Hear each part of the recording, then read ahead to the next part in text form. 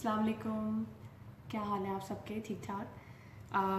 आज हम डॉक्टर अस्मा के साथ मौजूद हैं and today we will discuss about autism. Basically autism की अवेयरनेस और ऑटिज़म बेसिकली क्या है ये जानना बहुत ज़रूरी है हम सब के लिए, और कैसे इसको प्रिवेंट कर सकते हैं, क्या मेथड्स हैं, क्या वो टर्मिनोलॉजीज़ हैं, ये डॉक्टर अस्मा हमें बताएंगी। जी अस्सलाम वालेकुम डॉक्टर अस्मा। वालेकुम अस्सलाम। क्या हाल है आपके? ठीक ठाक हैं? आप सुनाएं। अल्लाह का शुक्र, ठीक ठाक। तो डॉक्टर अस्मा स्टार्ट करते हैं। ऑटिज़म बहुत अवेयरनेस आजकल चल रही है इंटरनेशनली भी, और हम देखते हैं अपने सराउंडिंग्स में।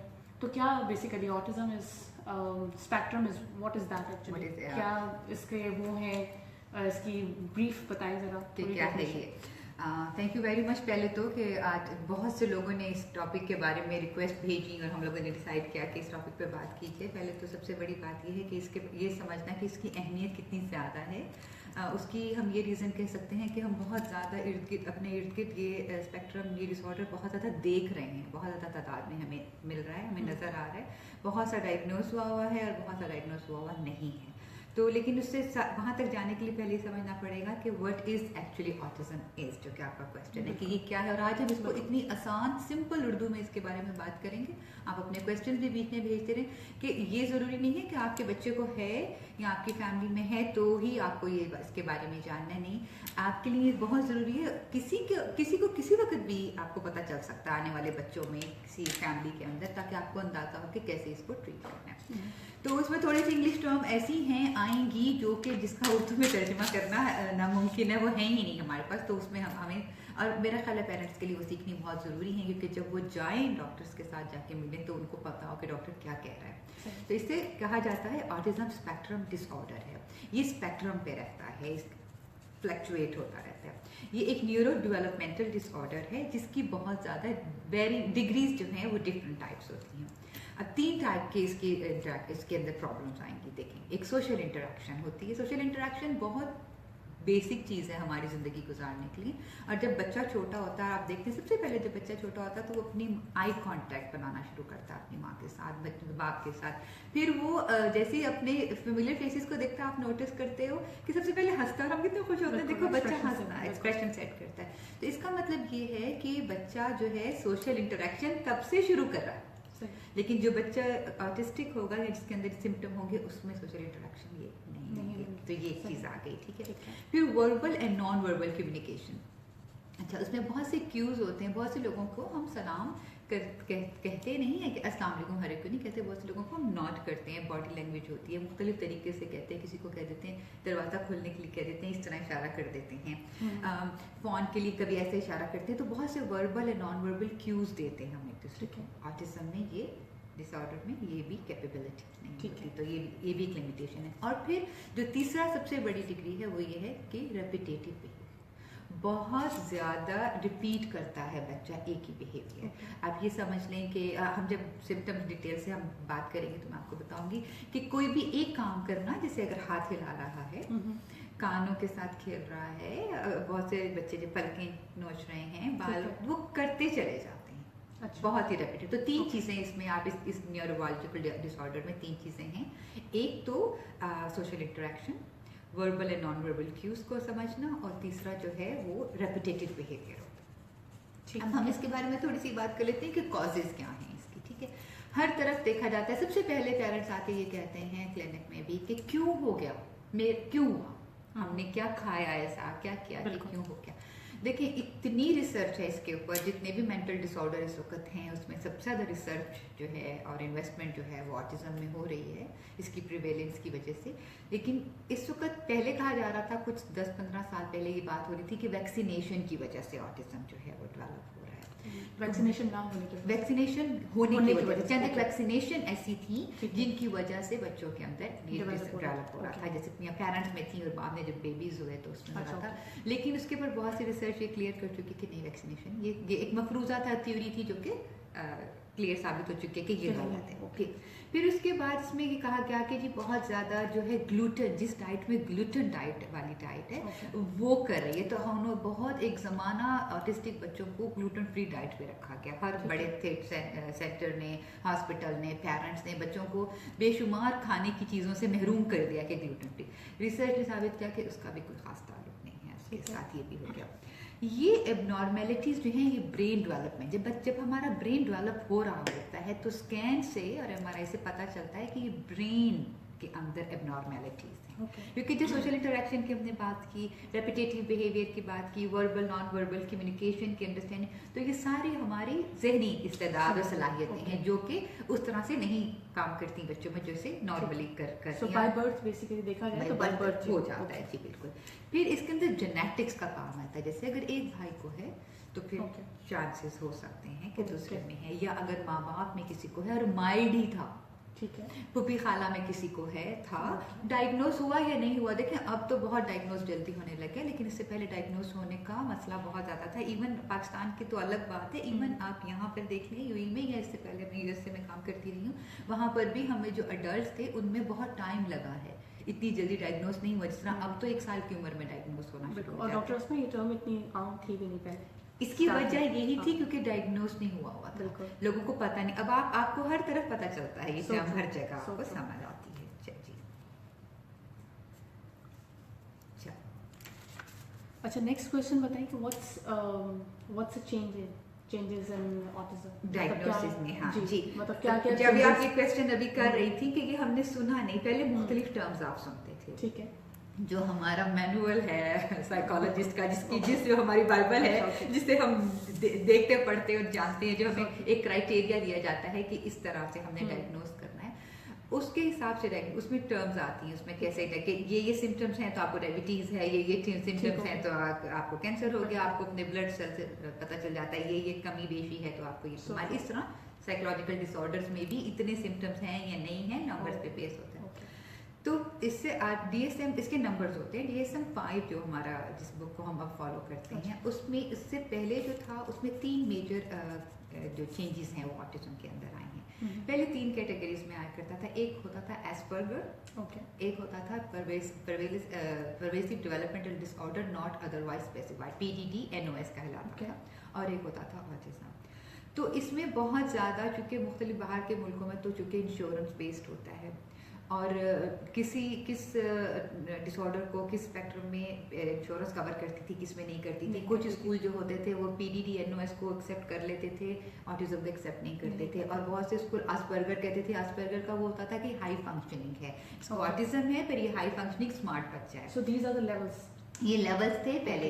तो इसमें बहुत ज़्यादा लोग, तो इसमें वो बहुत ज़्यादा होने लग गया, बहुत लेवल्स आने लगे, स्कूल्स एस्पर्गर्स लेने लगे, ऑटिज्म को छोड़ने लग गए, और उसके अंदर फिर एस्पर्गर के ऊपर ज़्यादा रिसर्च होने लगी, तो बहुत ज़्यादा आप वेरिएशंस आने लगी। तो जब हमारा DSM 5 मैनुअल जब आया तो उसमें उन्होंने कहा कि नहीं, हम इसको सिर्फ एक कैटेगरी करना चाहते हैं, टोटल ऑटिज्म स्पेक्ट्रम डिसऑर्डर। आप इसके 3 नाम करने छोड़ दें, और इसके साथ जो कुछ हो रहा है वो छोड़ दें, कैटेगराइज होने लग गया, तो बस एक है। अब हम एस्पर्गर नहीं कहते। आज से 10 साल 5 साल पहले की प्रैक्टिस में जब हम मैं खुद करती रही, जब हम डायग्नोज करते थे तो हम कहते थे कि ये एस्पर्गर है, इसका ये हाई फंक्शनिंग है। तो अब हम ये नहीं कहते, अब हम सिर्फ ये कहते हैं ASD है, ऑटिज्म स्पेक्ट्रम, ये बच्चा ऑटिज्म स्पेक्ट्रम पे है।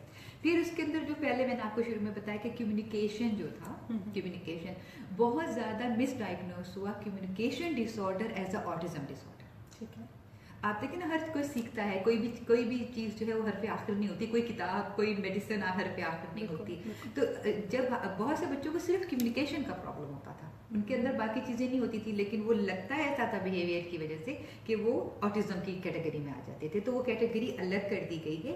अब सोशल कम्युनिकेशन डिसऑर्डर अलग कर दिया गया है कि अगर आपके बच्चे को सिर्फ, तो ये माएँ बहुत एहतियात से ये बात सुने कि किसी बच्चे को सिर्फ सोशल कम्युनिकेशन डिसऑर्डर हो सकता है, तो अगर डॉक्टर आपको जो है वो आपको ये कह रहा है कि ये ऑटिज्म है, तो एहतियात करें, दोबारा से बात करें, दोबारा से वैल्यूएशन करवाएं, दोबारा से देखें, ऑब्जर्वेशन करें कि हो सकता है सिर्फ ये ऑटिज्म हो ही ना। तो उसकी जब हम उसके देखते हैं सिम्टम्स, आपके साथ क्लियरली मैं डिस्कस करूँगी, तो आप ध्यान रखें कि क्या गलत तरफ तो डायग्नोस, बहुत ज़्यादा रॉन्ग डायग्नोसिस हुए हैं। इस वजह से फिर जो है ये DSM ने इसको बहुत क्लियरली इसको कैटेगराइज एंड डिफाइन किया। ठीक, अच्छा, और अब हम बात करते हैं कि when it can be diagnose, मतलब कौन सा ऐसा फेज है, मतलब कोई पर्टिकुलर एज या कोई सर्कमस्टांसेस हैं जब ये डायग्नोज होता है? जी, अच्छा देखिए, ये बहुत बचपन में डायग्नोस हो जाता है, और अब तो हमारे माशाल्लाह माँ बाप जो हैं, माएँ बहुत विजिलेंट होने लग गई हैं, और इर्द गिर्द भी पेरेंटिंग के बारे में इतनी बात होने लग गई है, और जब यंग माएँ बैठी होती है तो एक दूसरे को भी बता रही होती हैं।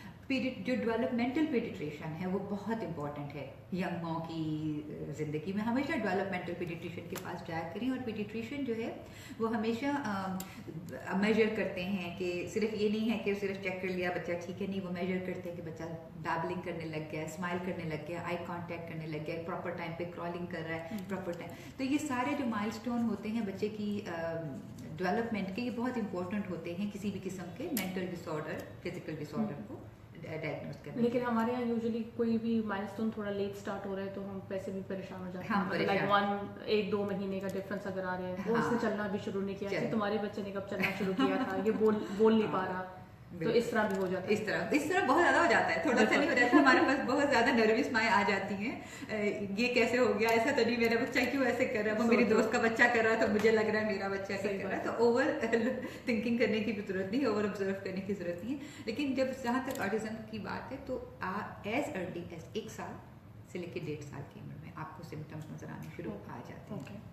अच्छा, जैसे बच्चे की तरफ से वार्मथ नहीं मिल रही, जैसे आप छोटा बेबी है 6-7 महीने का है, अगर वो फेमिलियर फेसेस देखता है, माँ का देखता है फेस, बाप का फेस देखता है, वो स्माइल नहीं कर रहा, वो आई कांटेक्ट नहीं बना रहा, सिर्फ दूध मांग रहा, रो रहा है, दैट्स इट। लेकिन आप देखिए उसकी वार्मथ नहीं आप फील कर रहे, एक ये सिम्टम हो गया। फिर आप बच्चे को कोई भी आवाजें निकालना सिखाते हैं, जब आप बच्चे छोटे होते हैं तो आप जो आवाज निकालते हैं बच्चा उसको कॉपी करता है, इमिटेट कर रहा है ना। अगर वो भी नहीं कर रहा, अब बच्चे को क्लैप करना सिखाते हैं ना, छोटे बच्चों को बाय बाय कर रहे हैं, क्लैप कर रहे हैं, वो बच्चा उसको कॉपी नहीं कर रहा है, उसको इमिटेट नहीं कर रहा, ठीक है। आपके अब 9 मंथ का बच्चा है और वो नहीं कर रहा, ठीक है, तो आप ये नोटिस करने वाली बात है कि क्यों नहीं कर रहा, अभी तक वो रेसिप्रोकेट क्यों नहीं कर रहा है। वेट करने की जरूरत है 1 मंथ या वो जिस तरह हम नहीं, आप सिखाने, यहाँ पर आप सिखाने की कोशिश करें। यहाँ पर इतना सिखाने की कोशिश करें कि आप ये देखें कि ये तो नहीं है कि मैं बच्चा, कुछ बच्चे स्लो भी हो सकते हैं, ये सिर्फ हम ये देख रहे हैं कि इन सिचुएशन में हम डायग्नोस कर सकते हैं इन टाइम्स पे, ठीक है। फिर आप ये देखें कि बच्चा 12 महीने का हो गया, बैबलिंग नहीं शुरू की, ठीक है, अब तक बैबलिंग शुरू हो जानी चाहिए, ठीक है। लेकिन साथ ये चीजें भी होनी चाहिए, अब खाली अगर वो बैबलिंग नहीं कर रहा लेकिन वार्मथ है, आई कांटेक्ट है, एक्सप्रेशन है, तो फिर उसे ऑटिज्म नहीं है, स्पीच डिलेड है। बहुत ही बारीक बीनी से ये आपके स्पेशलिस्ट को भी देखना चाहिए और माओ को भी देखना चाहिए इसके बारे में।